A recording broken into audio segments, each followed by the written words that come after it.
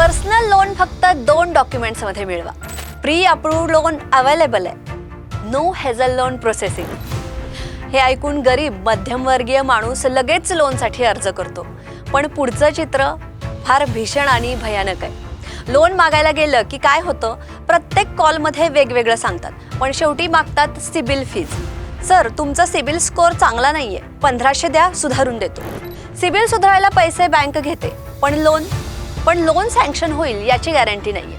Processing fees, log in fees, franking charges, loan sanction होण्याआधीच त्याचे पैसे त्यांना द्यावे लागतात. लोन मंजूर झालंय असं भासवतात आणि आधी 3000 ते 5000 पर्यंत चार्ज घेतात आणि 15 दिवसांनी सांगतात लोन क्रायटेरिया मिसमॅच आहे, पण हे पैसे परत मिळतच नाहीत. डॉक्युमेंट्सची अखंड यादी आहे. Salary slip, bank statements, PAN card, Aadhaar card दिलं तरीही म्हणतात की सर गॅरंटर द्या, ऑफिस NOC हवी आहे, प्रॉपर्टी पेपर्स द्या.